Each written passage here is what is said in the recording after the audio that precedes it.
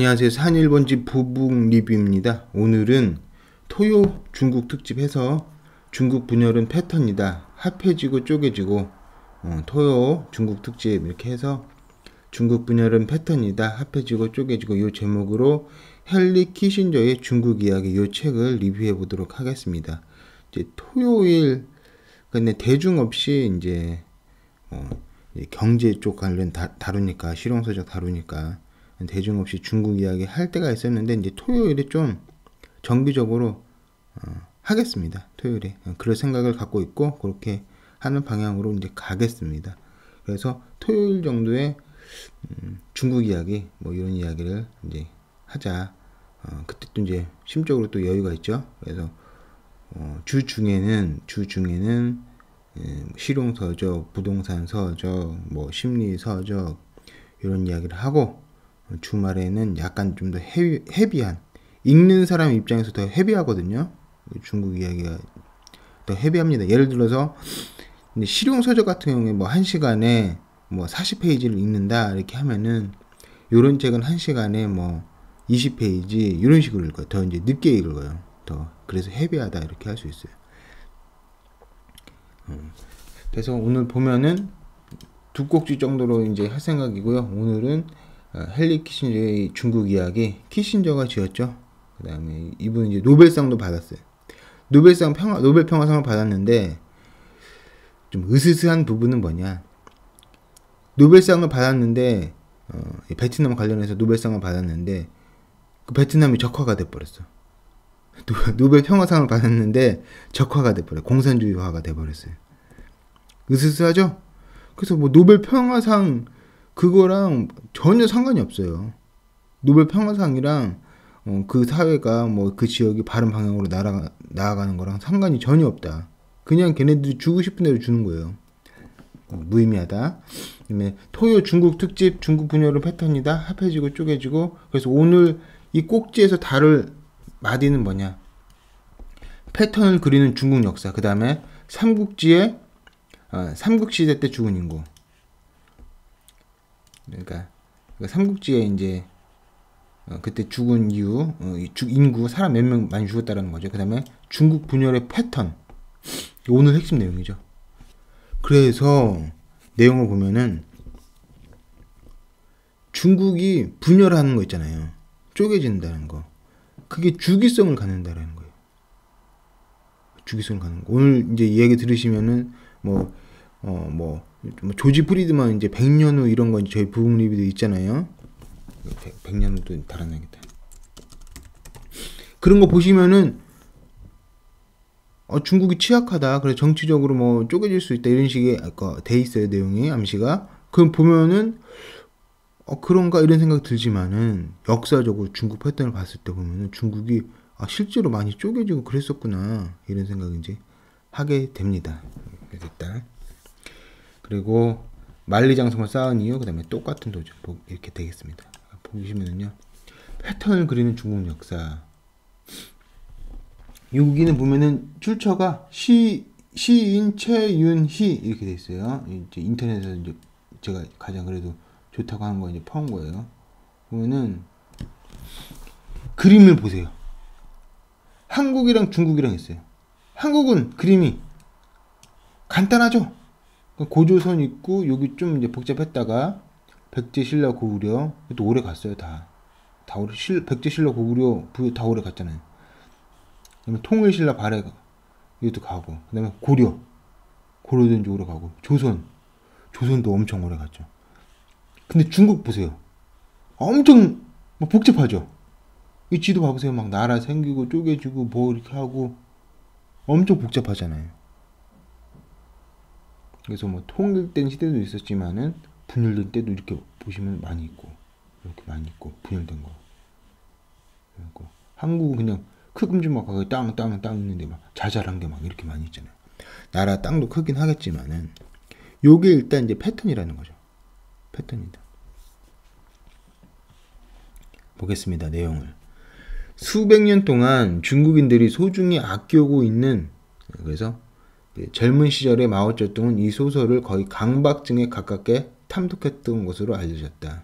그래서 뭐 삼국지 뭐 만화도 있고 그렇죠. 저도 이제 어릴 때 많이 봤는데 저는 제갈공명을 좋아했는데 그때 보면은 15세기 소설 삼국지의 저 유명한 서두에는 지속적으로 이런 리듬이 반복되고 있다. 무슨 리듬이 반복되고 있냐? 소설 삼국지에 이런 말이 써 있다라는 거예요. 이제 키신저가 그렇게 쓴 거예요. 뭐라고 써 있냐? 오래도록 분할되어 있던 제국은 통일되어야 하고, 오랫동안 분할되어 있던 건 통일되어야 된다. 그 다음에 오래도록 통일되어 있던 제국은 나뉘어져야 한다. 역사는 언제나 그러했다. 패턴이라는 거예요. 패턴. 이게 삼국지에 써 있다는 거예요. 소설 삼국지에. 서두에. 의미심장하죠.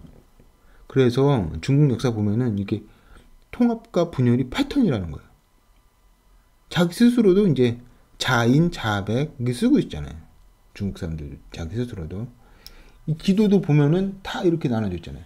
삼국지 시대니까 위초고 요때잖아요. 요때. 네, 그래서 뭐 하은주 뭐 이렇게 있고 그 다음에 춘추전국 시대 막 나눠지죠. 그 다음에 진나라 진시황이 통일을 하고 이제 한나라가 있고 그 다음에 다시 분열을 하고. 잘 보세요. 진나라 있잖아요. 진나라. 진나라는 한족이 아니라는 견해가 이제 많아요. 진시황이 한족이 아니라는 거죠. 그 다음에 그 한나라 유방 이 사람은 이제 한족이라는 이제 견해가 이제 많죠. 이제 한족이죠. 그래서 자기의 한족 입장에서는 요걸 어떤 기본적인 모형 모델로 이렇게 삼고 있죠. 그다음에 삼국지 조조도 한족이 아니라는 견해가 많아요. 조조 나라가 통일을 했죠. 조조 나라가 통일을 했고 어떻게 보면은 유비는 그냥 뭐라고 해야 되나 그 유방 자기가 유방 고개 뭐 혈연이 있다 이 얘기를 가지고 또 나라를 세웠다 이렇게 볼 수도 있죠. 그 다음에 이제 동진, 서진, 16국 뭐 이렇게 나눠주고 남북조 나눠주고 수나라, 당나라 수나라, 당나라 요 나라들도 통일이 됐지만은 한족이 아니라는 견해가 많아요. 그래서 통일 국가가 이뤘을 때 한족을 중심으로 해서 통일 국가 이룬 적이 뭐 한나라랑 송나라 이 정도? 송도 목 쪼개졌네. 명나라 이 정도? 한나라랑 명나라 이 정도? 그러니까 별로 없다. 별로 없다. 분열되고 통합되고 분열되고 통합되고 이게 패턴이고 그래서 통합될 때도 굉장히 드물었고 통합됐는데 한족 중심으로 통합된 적도 훨씬 드물었다라는 거예요. 그럼 지금 한족 중심으로 중국이 통합되어 있잖아요. 굉장히 드문 사례인 거예요. 이해가 되시죠? 그 옛날에 한나라랑 그 다음에 뭐 명나라 요 정도 빼고 다 이방 민족이에요. 청나라도 청나라 그 왕족은 신라 출신이라고 얘기하죠. 만주 원류고에서 원나라는 몽고잖아요. 몽고. 원나라는 몽고잖아요. 왕조가. 그다음에 나머지 막 쪼개져 있고. 그래서 보면은 그 이 중국 사회라는 게 역사적으로 봤을 때 굉장히 원심력이 크게 작용한다. 그 놀이터 같은 데 보면은 뭐 피자 판 같은 게 위에 올려져 있고 애들 태운 다음에 막 빙빙 돌잖아요.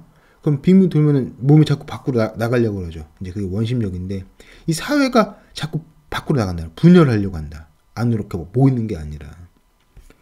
그다음에 이런 원심력으로 분열도 굉장히 많이 했고 통일이라고 했을 때도 통일도 한족 중심으로 통일한 적도 굉장히 드물었다. 그러니까 마오쩌둥이 중국에서는 거의 신인 거예요. 신. 거의 유방 같은 거예요. 유방. 왜? 한족 중심으로 통일을 시켜놨으니까. 한족 입장에서는.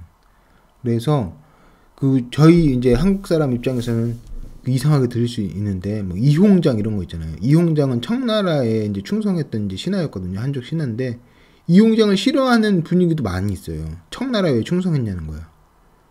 만주족 나라인데.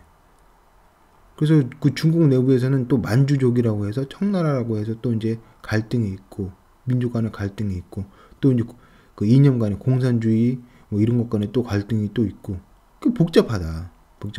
그래서 분열되기 쉬운 나라다. 이런 생각을 할 수가 있게 됩니다. 직관적으로도 보이죠? 되게 단순한데 되게 복잡하고 그리고 곰곰이 따져보면 한족 중심의 통일된 나라가 별로 없어요. 별로 없다. 그리고 분열돼 있으면 통일되고 분열돼 있으면 통일되고 다 주기적으로 이렇게 그려져 있다. 이렇게 될 수 있겠습니다. 그 다음에 삼국지에 삼국시대 때 죽은 인구 피처링 모태통 이렇게 써놨는데 이제 모태통이 한 말이라고 합니다. 나라가 균열되어 있을 때, 분열되어 있을 때 다양한 구성 분자들 사이의 전쟁이 사뭇 야만적으로 이제 벌어졌다. 마오쩌둥은 이른바 삼국시대 유비 간우 장비 나오는 거예요. 이제 조조랑 송권 나오는 거. 동안 중국의 인구가 5천만 명에서 10,000명으로 감소했다고 주장한 적도 있었다. 그래서 중국인의 이 마음 속에는, 특히 이제 정치 엘리트 마음 속에는 이 불안이 있다라고 이제 생각이 됩니다. 판단이 됩니다. 뭐냐? 분열에 대한 트라우마. 분열이 돼서 뭐 행복해지면 모르겠는데 분열이 돼서 혼란돼지고 아나키가 돼버리고 사람 막 죽고. 그 보면은 중국 영화 같은 거 봐보세요. 보면은 다 복수 얘기야. 복수 얘기. 누구? 아버지 원수를 갚겠다. 뭐 이런 얘기가 굉장히 많죠.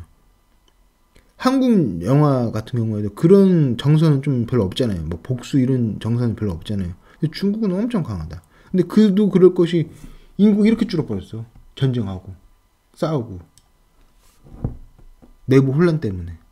그래서 분열에 대한 강한 경계심이 있다. 지독한 경계심이 있다. 이렇게 볼 수 있어요. 시진핑 독재의 권력 뭐 강화 뭐 이런 식으로 얘기하잖아요. 시진핑의 권력이 뭐 더 좋다. 권력이 더 강화됐다. 뭐 1인 지배체제 강화. 독재라고까지는 안 하는데 사실상 독재라고 할 수 있죠. 박정희나 전두환이 그렇게 했으면 독재라고 했을 거예요. 사람들이. 시진핑이 그러니까 일단 독재라고 안 하는데 1인 같은 지배체제 뭐라고 표현을 하든 간에 그렇게 된 이유는 뭐냐. 분열에 대한 강한 경계심이 있는 게 아닌가. 그러니까 중국이 지금 건강해 보이고 튼튼해 보이고 커 보이지만 내부적으로는 굉장히 허약하다. 그리고 그게 이제 패턴으로 나타나잖아요. 이 패턴으로 보이잖아요. 계속 분열하고 짜게주고 이렇게 보이죠? 그렇다. 그 다음에 경제성장 하는 것도 경제성장 없으면 이제 황건적인 같은 사회 혼란 발생해 버린다. 사회 혼란. 난리가 난다라는 거예요. 경제 성장 없어도. 그 다음에 또 경제 자유화. 이것도 경제 자유화 후 이제 정치 자유화. 정치 자유화 후 걸으면 또 혼란해지죠. 이 이야기 많고 저 이야기 많고 정치 자유화 그러면 페미니즘이 또 시위하고 또 뭐 이제 노조가 또 시위하고 또 뭐도 또 시위하고 이것도 시위하고 저것도 시위하고 계속 시위를 하죠. 그럼 가뜩이나 중국이 허약한 나라인데 그 시위를 통해서 원심력이 더 크게 작동한다는 거예요. 그래서 숙제를 두 가지를 동시에 하는 거죠. 동시에 해야 되는 거죠. 중국 입장에서는. 경제도 성장시켜야 되고 그거 안 하면은 폭동 일어나니까 굶어서 동시에 정치 자유화도 안 해야 된다. 정치 자유화 하면은 또 혼란해질까봐. 그 무서운 거예요. 무서운 거. 그래서 원심력이 크게 작동해서 뭐 이민족 침입 등 또 난리가 날 수 있다. 그래서 이 패턴을 확실히 인식을 하고 나면은 중국이 역사적으로 봤을 때 굉장히 취약하구나. 한국이 어떤 면에서는 되게 튼튼했구나. 이런 생각을 하시게 될 겁니다. 보겠습니다. 또 중국 분열의 패턴 이렇게 나눴어요. 이와 동시에 중국 역사에는 내라는 시대나 지도자가 없던 시대. 요런 게 모르겠지만 또 중국 이제 가보신 분, 일본 가보신 분 보면은 중국 상점에서는 물건 이렇게 수북히 쌓아놓는 걸 좋아한대요. 사람들이. 그리고 거기서 그걸 이제 풍부함으로 느끼나 봐. 근데 일본에 가면은 상점을 가지런하게 이제 정리해 놓죠. 그래서 지금 편의점 시스템도 거의 일본 시스템이라고 할 수 있는데 그렇게 된다는 거예요. 그 어지러운 걸 어느 편에서는 좋아하고 그쪽으로 가는 그 원심력이 있나 봐요. 그런 생각이 든다. 그래서 내라는 시대나 지도자가 없던 시대 혹은 혼란의 시대가 너무나도 많이 등장한다. 키신저가 쓰는 거예요. 키신저가 직접적으로 얘는 분열할 거야 이렇게는 얘기는 안 합니다. 직접 화법 안 써요. 키신저 돌려서 이야기를 하지만은 암시를 줄 때는 확실히 암시를 줘서 이렇구나 라고 이제 느끼게 해줘요. 키신저는 이 책을 또 동시에 중국 사람한테도 팔아야 되죠. 키신저는 그런 면도 있을 거라고 생각을 합니다. 하지만 한 국가가 붕괴될 때마다 마치 바뀔 수 없는 자연법칙이 작용하기라도 한 데 스스로 추스리곤 했다. 이게 뭔 뜻이냐면은 다시 이제 통합을 했다라는 거죠. 춘추 전국 시대 진나라 한나라, 명, 청, 뭐 삼국지 수당 5호 16구 금송나라, 원, 명, 청, 제국주 시대 지금 중국 이렇게 했는데 이 빨간 색깔 한 게 이제 한족 중심의 통일. 그리고 제국지 시대 때 중국은 이제 쪼개져 있다고 볼 수 있죠. 아무튼 이제 또 내용 보겠습니다. 기원전 222년, 221년 이후 중국은 제국의 이상과 통일을 유지하면서도 나라를 분열시켰다가 다시 통합하는 관행을 따랐다. 이때 221년 이때 이후에 통일이 됐지만 그때 이후 또 분열됐다가 다시 통합하고 이거를 계속했다는 거예요. 경우에 따라 몇 백 년씩 계속되는 주기를 갖고서 말이다. 그래서 이 책을 읽고 나잖아요. 제일 기억에 남는 게 이 부분이에요. 뒤에 부분은 자기가 뭐 이제 중국에서 뭐 대땅 때 요거 얘기한 거, 자질구레 한 거 그것뿐이고 이게 인사이트다. 이게 가장 남는 인사이트. 요거랑 이제 다음 꼭지가 이제 바둑 이야기, 그다음에 이홍장 이야기. 다음 꼭지에서는 바둑 이야기랑 체스 이야기 비교한 거랑 이홍장 이야기 할 거거든요. 그거 왜 요거가 이제 가장 인사이트 있고 의미 있는 그런 내용이라고 할 수 있겠습니다. 그렇죠? 동의하시죠? 키신저가 이렇게 얘기를 해요. 패턴이라는 게. 지금 중국은 합해져 있죠. 그럼 앞으로 중국은 쪼개질 가능성이 많은 거예요. 이 패턴에 따르면. 왜 이런 패턴이 생겼는데 이제 그거는 다시 이제 연구를 해봐야 되겠지만은 이렇다라 이거예요. 이렇다. 역사적으로. 그리고 그렇게 실제로 이런 걸 불안해해서 중국이 뭐 시진핑 뭐 지배체제 강화 이런 것도 하는 것 같다 이런 생각도 들고 말이 맞는 거죠. 만리장성을 쌓은 이유 주변 민족들은 개별적으로 어마어마한 위협이 될 수 있었고 그들끼리 어떤 형태로든 힘을 합치기라도 한다면은 중국을 압도할 수도 있었다. 그럼 한국은 어떻게 해야 될까요? 한국은 중국 입장에서 주변 민족이죠. 그러니까 한국도 다른 나라랑 같이 이제 동맹을 해야죠. 중국을 경계한다고 하면은. 역사학자 오원 레티모어는 따라서 야만족의 침입은 영속적인 위협으로 중국을 뒤덮고 있었다. 그래서 이민족에 대한 지속적인 불안 이게 이제 중국인의 이제 좀 뿌리 깊은 것 같아요. 야만족이라고 여기 표현되어 있는 사람들이 중국 민족을 다룬 걸 보면은 실제로 가혹했다. 좀 너무 잔인하지 않았나 이런 생각이 듭니다.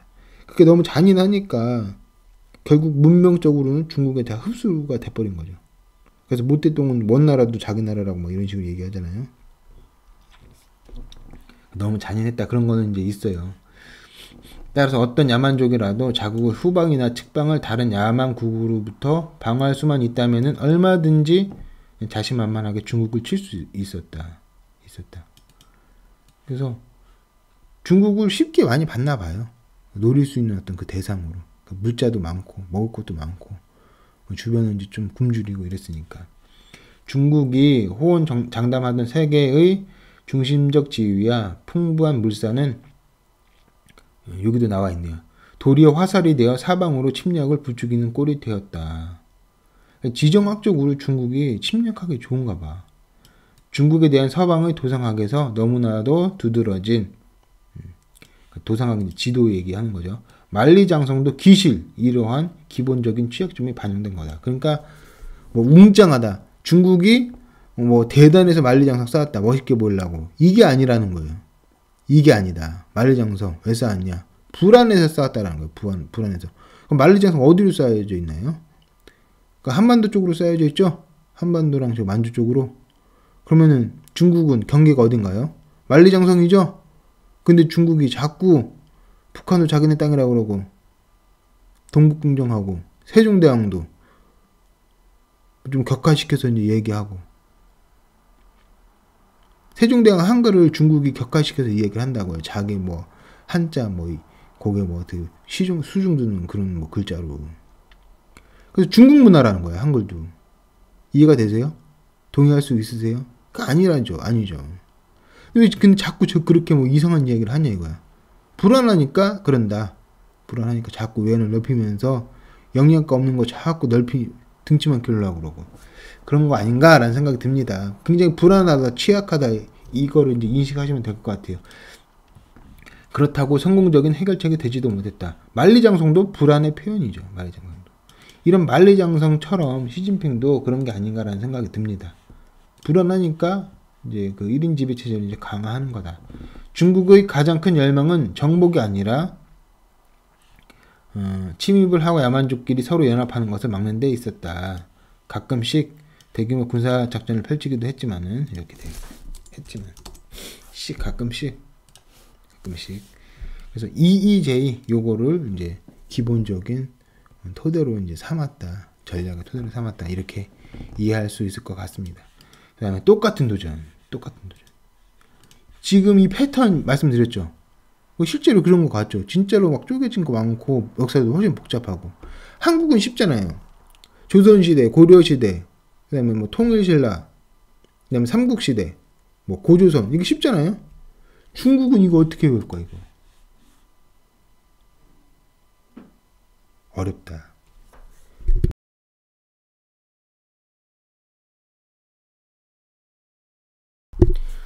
그래서 그 똑같은 도전, 본토에서 공산당에게 패한 국민당 부대는 1949년 타이완 섬으로 퇴각했다.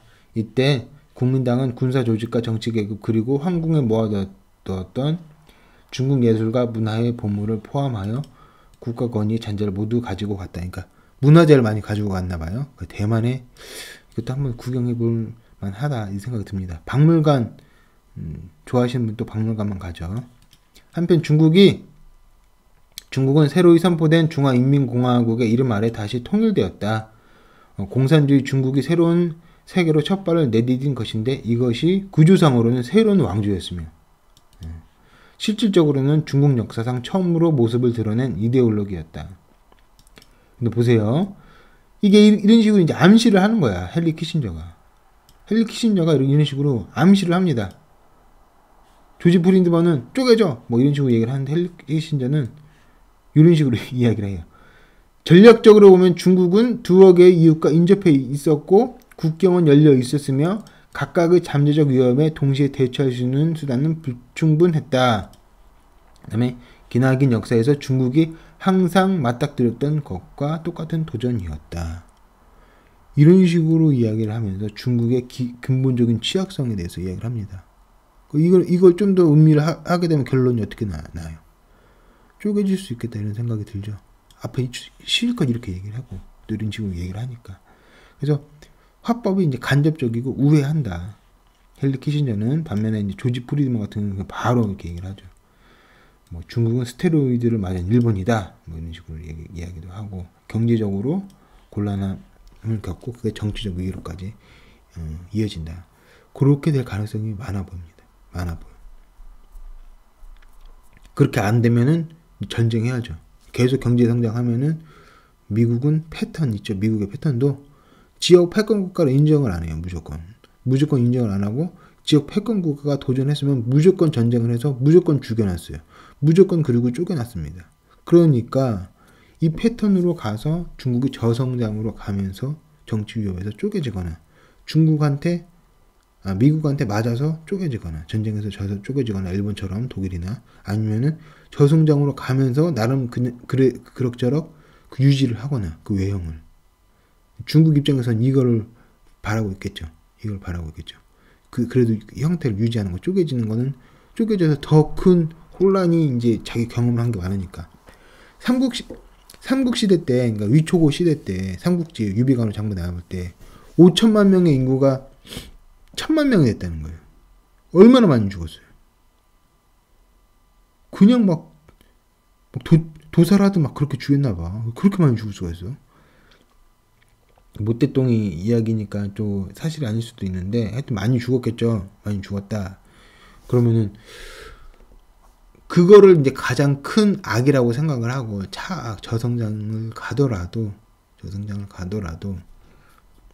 쪼개지지 않는 거. 그리고 좀 고성장하면 좋죠. 저성장 가더라도 그게 저성장이 쪼개지는 쪽으로는 아닌 거. 그거는 이제 최대한 막으려고 할 게 아닌가라는 생각이 듭니다. 근데 이제 봐야죠. 어떻게 되는지. 조지 프리드먼은 경제 위기 후에 정치적으로 위기를 겪는다. 그다음에 저희가 얼마 전에 리뷰를 했던 미어시에머 교수님 그 강대국 정치의 비극 거기서는 그 전제를 했죠. 경제 성장이 계속 된다면은, 중국의 경제 성장이 계속 된다면은 이제 충돌한다는 거죠. 미국이랑. 왜? 미국은 그 패턴이니까. 지역 강대국이 나타나면 무조건 때리는 게 패턴이니까. 그게 전략이라는 거예요. 미국의 전략. 원심력에 대응해서 이제 구심력. 그래서 이제 중국은 이렇게 원심력이 크게 작동을 하고 주기적으로 이렇게 쪼개지고 이렇게 하니까 원심력에 반대되는 힘을 이제 만들어야 되죠. 이제 그게 뭐 패권 도전을 한다. 세계에서 제일 잘 나간다. 이렇게 해서 뭐 자긍심을 심어주거나 민족주의, 뭐 우리가 더 세다 이런 것도 있고 아니면 민족주의 해서 우리가 피해봤다 이런 식으로 이야기도 이제 하죠. 그래서 이제 미국에서는 이제 이런 식의 얘기도 해요. 중국이 나치가 될 거라 이런 식의 얘기를 해요. 나치처럼 될 거다. 그래서 민족주의를 통해서 지역 패권국으로 가는 민족주의를 이제 땔감으로 쓰는 거죠. 민족주의 어떤 그 열정을 땔감으로 써서 지역 패권국으로 가려고 한다. 이렇게 이제 보는 사람이 이제 있다. 많다. 그래서 그 차원에서 나치처럼 될 거다. 이렇게 얘기를 하는 거죠. 패권 도전한다. 지역 패권국으로서의 도전한다. 이렇게 것도 된다. 그렇게 이제 볼 수 있겠습니다. 그래서 중국이 이제 리뷰를 이제 보시고 중국이 굉장히 허약하구나.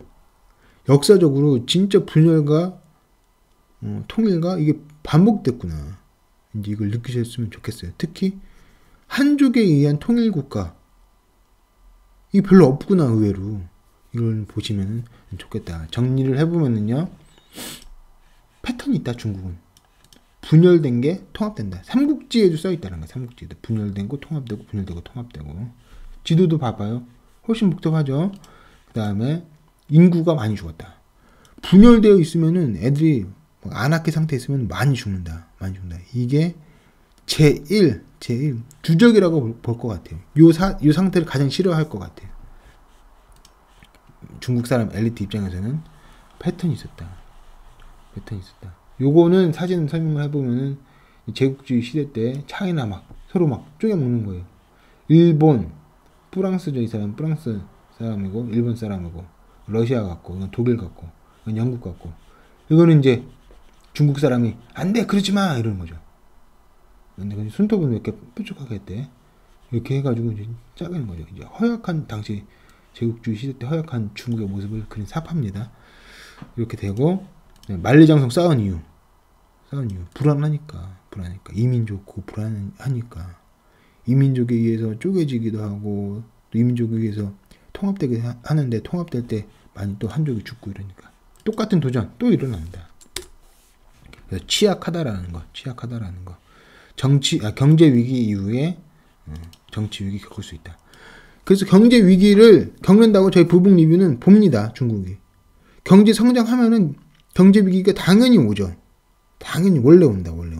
근데 트럼프는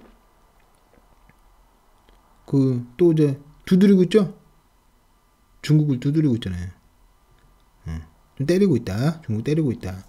그렇기 때문에 경제 위기가 이제 온다 이렇게 보고 그게 정치 위기까지 번질지 그거는 이제 더 봅시다. 확실하게 이야기할 수 있는 경제 위기가 온다. 다 왔어요. 미국도 왔고 독일도 왔고 일본도 왔고 한국도 왔고 다 왔는데 왜 중국만 안 옵니까? 예전에는 이제 중국 계속 성장한다 이런 사람이 많았는데 요즘은 줄었죠. 그런 거예요. 그런 거. 비트코인 제가 좀 얘기하니까 옛날에 부정적인 견해도 이제 있긴 했었는데 제 견해에 대해서 이제 반대하시는 분들 비트코인 잘 안 되잖아요. 안 된다. 예, 그렇다라는 거 그렇게 이제 이야기 하겠습니다. 아 그렇구나. 진짜 중국 분열은 패턴이구나. 합해지고 쪼개지고 이게 있구나. 이렇게 하겠습니다. 예, 이렇게 이제 이해하셨으면 좋겠어요. 그래서 이렇게까지 하겠습니다. 저희 부북 리뷰는 시청자 여러분들이 물질적으로나 그다음에 정신적으로나 부자가 되기를 기원을 합니다. 그래서 다양한 컨텐츠를 만들고 있고 일조하고 싶다 이런 마음이 있습니다. 좋아요, 구독하기 도움이 됩니다. 여기까지 하겠습니다. 토요 중국 특집에서 중국 이야기 토요 이제 특집에서 중국 이야기나 뭐 경제 위기 이야기 좀 헤비한 거는 토요 특집으로 이제 묶어서 이제 해볼게요. 이렇게까지 하겠습니다. 감사합니다.